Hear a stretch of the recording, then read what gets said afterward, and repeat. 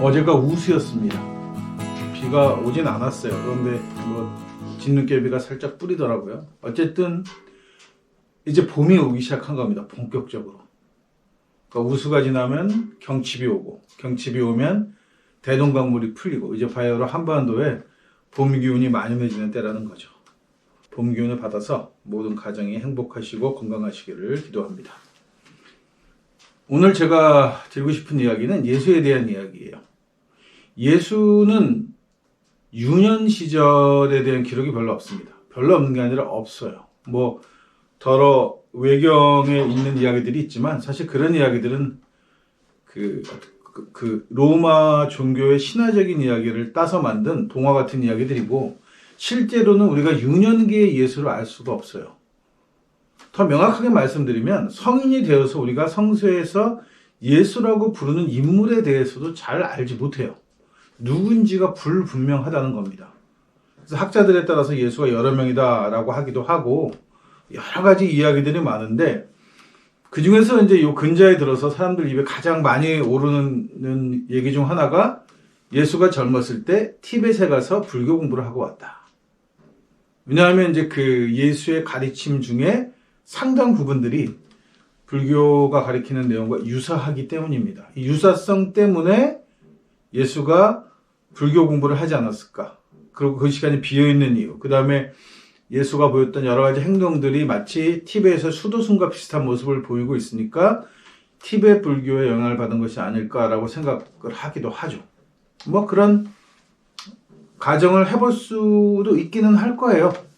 근데 사실 그거보다 더 합리적인 생각은 당시 예수가 살던 지역, 그리고 로마 그 변두리 지역, 그 팔레스타인 지역이라는 그 자체에 이미 불교가 상당한 영향을 끼치고 있었다라고 보는 것이 옳을 거예요.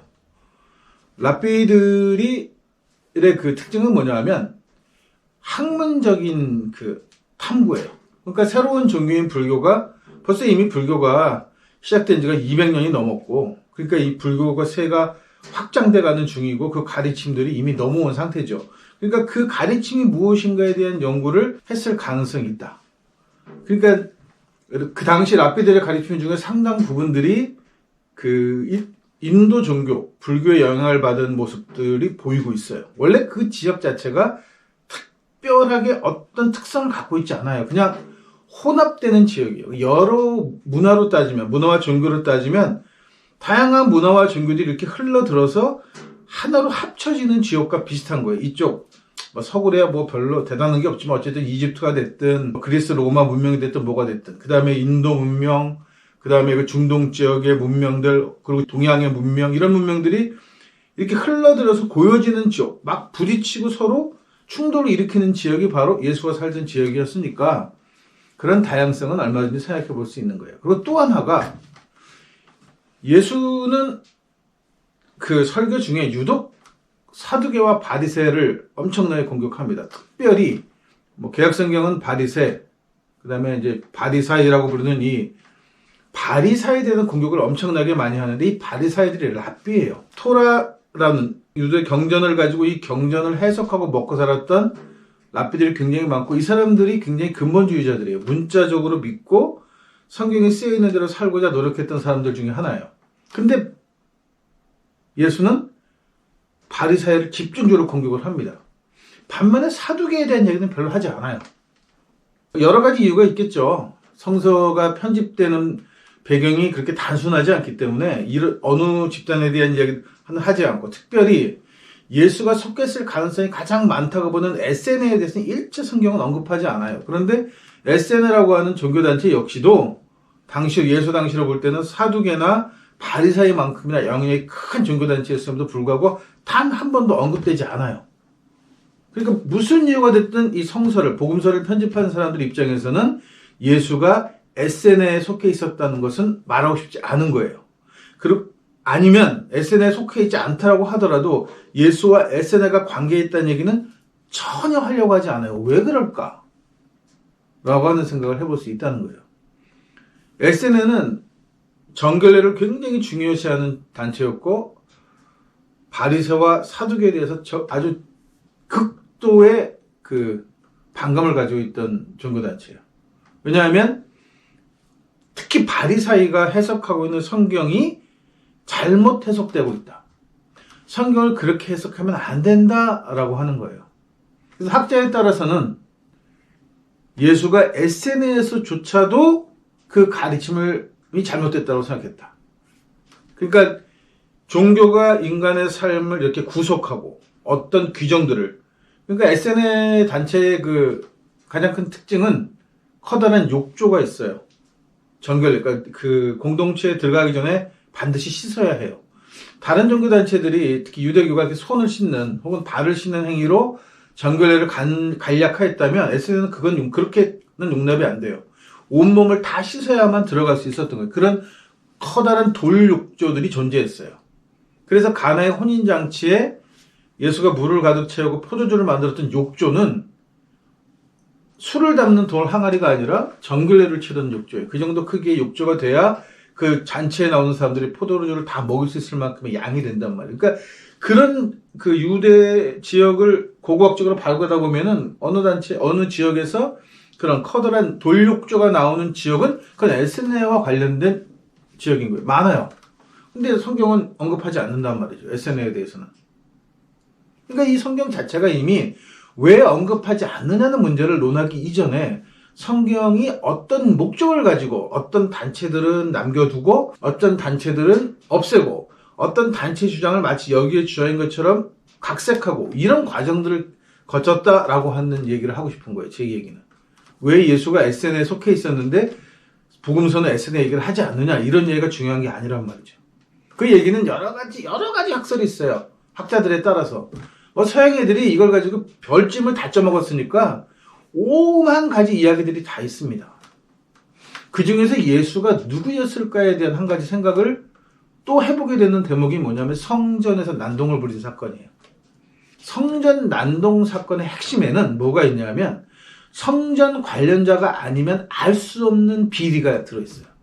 그러니까 이 사건 이후로 집중적으로 사두개 그리고 성직자들이 예수를 죽여야겠다고 마음을 먹게 되는데 왜냐하면 이게 예수가 내부 고발자였기 때문인 거죠. 무엇을 고발했느냐 하는 문제예요. 그러면 어떻게 예수는 그 내용을 알고 있었느냐는 거죠. 그래서 예수가 성전 사제 교육을 받았을 가능성이 많다. 성전 사제가 되는 방법은 북의 혈통을 따라 레위족이거나 목의 혈통을 따라 레위족이어도 가능했어요. 그러니까 마리아가 레위족이니까 당연히 예수는 성전 사제가 될 수 있는 자격이 있어서 어렸을 때 내 아버지 집, 성전에 가서 내 아버지 집이 여기다라고 얘기한 걸로 봐가지고 여러 정황이 예수가 어렸을 적에 사제 수업을 받았을 가능성도 있다. 그러니까 성전 비리를 바삭하게 끼고 있는 거예요. 그러니까 예수가 거기서 난동을 부린 사건은 내 집은 내 아버지의 집은 기도하는 집이다. 장사하는 곳이 아니라고 상인들을 내어쫓는 그 장면 속에는 단지 교회에서 장사한다. 성전 안에서 장사한다. 이런 문제 이전에 근본적으로 그들이 무슨 장사를 하고 있느냐. 그리고 성전 수입이 되는 무엇을 건드렸느냐 하는 핵심적인 문제가 달려있는 거예요. 유대 성전은 크게 두 가지 장사를 합니다. 첫 번째로는 재물을 사야 해요. 근데 이 재물을 사지 않아도 돼요. 가지고 와서 자기가 키운 동물을 제물로 드려도 되는데 그 제물을 드리는 조건이 엄청 까다로워요. 흠이 없어야 되고 깃털이 색깔이 일정해야 하고 이런 그러니까 막연하게 좋은 것이라는 것들을 써놨단 말이에요. 그 성서가 토라에. 그러니까 이걸 해석하는 성전에 따라서 예를 들어서 소를 드리는데 소에 조그만 털 색깔 하나 다른 색깔 섞이면 이거 털 색깔에서 잡종이야 안 돼. 이렇게 얘기하면 양도 마찬가지로 이렇게 보고 이거 잡종이 안 돼. 이렇게 얘기하면 그냥 안 되는 거예요. 거기에 토를 달 수가 없어. 그러니까 아무리 좋은 잘 키운 동물을 성전으로 가지고 와도 무조건 퇴짜를 놉니다. 왜? 성전에서 재물을 판매하고 있기 때문에. 성전 재물은 누가 봐도 흠잡을 때가 있더라도 사제들이 이거는 멀쩡한 거야. 이렇게 얘기하는 거예요. 요새 같은 법을 놓고 판사들이 판결하는 것과 똑같은 거예요. 같은 죄를 저질러도 자기 편은 무죄, 집행유예, 자기하고 반대쪽 사람은 가장 엄한 형벌, 가장 무거운 형벌을 때리는 거 똑같은 짓을 성전 사제들이 하는 거예요. 재물을 놓고 재물을 판단하는 데 있어서 법이 문제가 있는 경우는 거의 없습니다. 법을 집행하는 자들이, 법을 운영하는 자들이 늘 문제인 거죠. 그러니까 그렇게 성전 재물을 가지고 까다롭게 굴었어요. 그러니까 결국은 사람들이 이제 성전에 와서 재물을 사야 되는 게끔 만든 거죠. 의도적으로. 그러면 뭐 예를 들어서 시중에서 얼마 하는 거 여기서 더 비싸게 파는 거는 누가 봐도 당연한 거예요. 이 당연하게 비싸게 파는 재물을 사야 되는데 이게 여기서 한 가지 장사를 더 해요. 성전이 뭐냐면 성전 자체가 발행하는 화폐가 있어요. 그 화폐를 가지고만 재물을 살 수 있는 거예요. 이게 뭐랑 같으냐면 쿠폰으로만 파는 거랑 똑같아요. 그래서 성전으로 환전을 해야 되는데 그 환전에서 또 엄청나게 남겨먹습니다. 그러니까 사실은 시중에서 10,000원짜리 하는 뭐 동물을 한 마리 살려면 성전 가면 돈 10만 원 가까이 줘야 살 수 있는 그런 상황이 돼버린 거예요. 그래서 찍소리 못하는 거예요. 왜냐하면 율법에 따라 제사를 드려야 하기 때문에. 이거는 사두개와 바리새가 아주 공략적으로 써먹는 방법이란 말이에요. 종교의 사람들을 묶어놓기 위해서. 자, 그러면 그렇게 비싼 가격을 주고 산 재물이 재물로 드려지느냐? 여기에 또 문제가 있습니다. 시간적으로 보나 공간적으로 보나 여러 가지 면에서 당시에 재물로 드렸던 모든 재물을 태우기에는 시간이 턱없이 부족해요.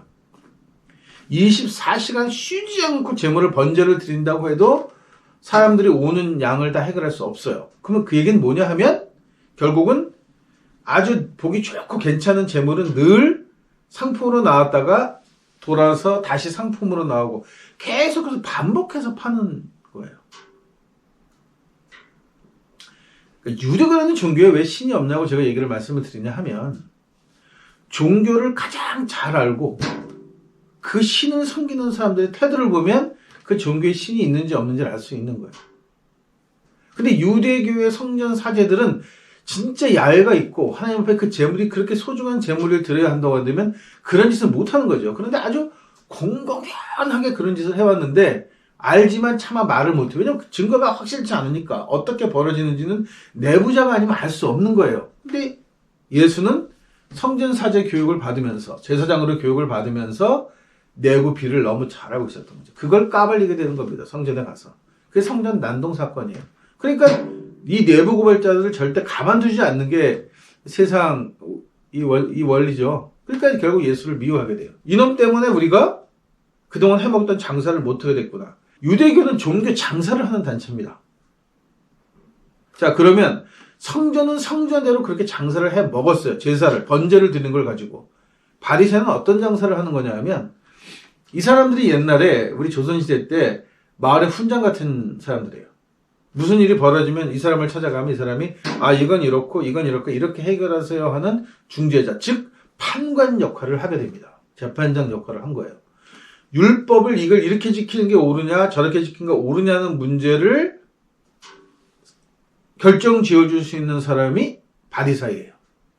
그러니까 바리사이가 어느 정도까지 지위를 얻게 되느냐 하면 율법을 이렇게 죄를 저질렀을 때 가장 큰 형벌이 뭐냐면 돌로 때려 죽이는 형벌인데 이 돌로 쳐 죽이는 형벌을 할 때 이 재판이 옳다. 이 사람이 돌에 맞아 죽는 것이 옳다, 옳지 않다를 판단하는 게 바리사이였어요. 그래서 바울이 스테반을 돌로 쳐서 죽일 때 사람들이 바울 앞에다가 옷을 벗어놓습니다. 이 옷을 벗어서 돌을 던지는 군중들의 옷을 보관해주는 사람, 옷을 지켜주는 사람이 바리사이이고 그 바리사이가 그 사형 집행에 당연하다라고 이야기해주는 재판관이에요. 그러니까 바울이 그런 짓을 하고 돌아다닌 거죠. 아주 양아치예요, 이놈은. 자기 돈벌이하고 문제가 되는 사람, 문제가 되면 무조건 뭐 쫓아다닙니다. 이 종교 광신도예요. 근데 이 광신도가 성전이 붕괴되고 유대교가 근거가 상실하게 되니까 자기 돈벌이를 못하잖아요, 더 이상. 이러니까 빠르게 기독교로 갈아타는 거예요. 이렇게 빠르게 기독교로 갈아타면서 성공한 사람은 바울뿐만이 아닙니다. 어거스틴도 똑같은 놈이에요. 조로아스터 교회에 있다가 배화교회에 있다가 마니교죠. 나중에 만일교에 있다가 만일교가 로마의 핍박을 받고 망할 때쯤 되니까 얼른 기독교로 갈아타요. 아주 이 처세술에 능한 양아치들이 기독교에서 굵직굵직한 교리를 만든 사람들. 그러니까 이 사람들이 들어와서 자기 자리를 형성해야 되니까 어떤 일이 벌어지냐면 자기만의 독특한 교리를 만들어서 그 교리를 사람들이 믿도록 해야 되는 거예요. 그게 바울은 기독론이고 어거스틴도 뒤에 와서 뭐 아실 거예요. 그 여러 가지 그 잡다한 이론들이 교리들이 어디서 나오냐면 자기의 입지를 곤고히 하기 위해서 만들어내는 거란 말이죠. 그러니까 성서 자체에는 그럼에도 바리사이를 철저히 공격해요. 성서가 예수가 바리사이에 대해서 굉장한 적대심을 가지고 있던 것처럼 얘기해요. 이게 뭐냐면 바울의 입장에서는 바리사이 출신들, 즉 율법을 가지고 뭔가를 설명하려는 사람들, 이게 종교적으로 굉장히 해박한 사람들이기도 하고 이게 어떻게 보면 종교적으로 약간 광신도들이에요. 문자 근본주의자들이라서 이 성서의 글자를 가지고 이거냐 저거냐 따지기 시작하면 머리가 빠개지는 거예요. 그래서 바울은 철저하게 바리사이를 배제합니다. 자기를 제외하고는. 자기 권력을 잡은 몇몇 패거들을 제외하고는 바리사이 자체를 아주 개똥쓰레기를 만들어서 기독교 교회 안에 못 들어오도록 하는 거예요. 그래야 머리가 안 아파지는 거란 말이에요. 예수가 실제로 바리사이들을 그렇게 싫어했을까? 예수 입장에서는 싫어할 만한 이유가 있어요. 왜 있냐 하면 유대 독립 전쟁사를 보게 되면 사두개와 바리사이는 매국노들이에요. 일찌감치 로마에 협조하고 자기네들은 싹 빠져나갑니다. 투쟁하지 않는 단체예요. 그리고 나중에 로마가 점령하고 난 뒤에 우리 종교를 지켜야 해야 되는 이유로 종교를 지켜야 한다는 이유로 지금 교회를 지켜야 하는 건 똑같은 거죠. 자기네 종교를 지켜야 된다는 이유로 그 독립전쟁에서 싹 빠져서 피했다가 웬만큼 정리가 되고 나니까 다시 와서 사람들을 유대교로 갈궜던 아주 이게 쓰레기 같은 집단입니다. 바리사이도. 그러니까 예수 입장에서는 당연히 유대 독립운동했던 예수의 입장에서는 바리사이도 쓰레기죠. 그런데 예수가 바리사이를 쓰레기로 보는 것과 복음서나 이 성서 자칫히 신약 성서에서 바리사이를 이렇게 맹공하는 이유는 다른 거예요. 예수의 그 입장을 그대로 가져와서 바울은 자기에게 유리한 정치적인 수단으로 사용하게 됩니다. 이렇게 해서 이 4세기경이나 돼야 겨우 편집이 되는 이 여러 형태의 성서들, 그 다음에 여러 가지 다양한 고백들에 있는 이 성서들을 가지고 이제 기독교라는 새로운 종교를 시작하는데 바울 입장에서는 여기에 바리사이가 들어오면 야, 글자를 가지고 이것과 이것은 왜 얘기가 달라? 이건 서로 맞지 않아? 이거는 이 신앙과 이 신앙이 서로 배치돼? 이런 개소리들을 어마어마하게 해댈 거란 말이죠. 그런 거를 전문으로 하는 사람들이에요, 바리사이는. 그러니까 바울 입장에서는 바리사이가 교회에 들어오면 시끄러워져. 더구나 자기가 만든 기독론의 교리 자체가 완전 개똥 같은 교리잖아요. 뭐라고 이게 합리적인 구성은 하나도 없는 개수작이란 말이에요. 죽은 사람이 살아났다느니, 뭐 인간이 신이 됐다느니, 죽은 예수한테 자기가 사도로 임명받았다니, 이런 누가 봐도 개소리 같은 걸로 교리를 만들었는데 여기에 바리사이가 들어온다고 생각해 보세요. 바울은 얼마 못 가서 절단납니다. 그러니까 바울은 철저하게 사람들한테 바리사이는 똥이라고 얘기하는 거예요. 절대 가까이 하지 마라.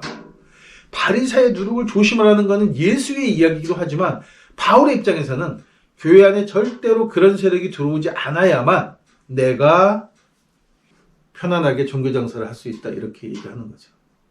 여기서 저는 정치적인 얘기는 가능하면 안 하려고 하는데 누가 갑자기 머릿속에 떠오르는 거예요. 왜 버림받았을까? 왜 조국이라는 인물은 민주당 내에서 그렇게 철저하게 팽을 당하고 버림받았을까? 왜 가족은 그렇게 짓밟히고 있느냐? 정권을 잡으려는 쪽에서 조국이 싫은 거죠. 마치 바울이 바리사이 출신이면서 바리사이가 똥같은 교리를 가지고 교회를 장악했는데 같은 바리사이들이 들어오면 머리가 아파지는 것처럼 정치나 이런 거에 있어서 그 원칙을 중요시하는 사람을 내 조직 안에 드러났을 때 그것이 자기네들한테 해가 된다고 생각한 거지. 세상은 늘 같은 방식으로 같은 이야기가 반복됩니다. 그래서 역사를 통해서 우리가 배워야 하는 거예요. 역사를 통해서 배우지 못하는 건 짐승과 똑같은 겁니다. 알고 있으면서 행하지 않는 것은 모르고 짓는 것보다 더 큰 죄를 짓는 거죠. 우리의 삶이 예수를 따라간다고 하면 정말 예수가 무엇을 원했었는지, 예수의 삶이 어떤 것을 가르치고 있는지 이걸 따라서 분명히 살아가는 것이 예수쟁이로 살아가는 겁니다.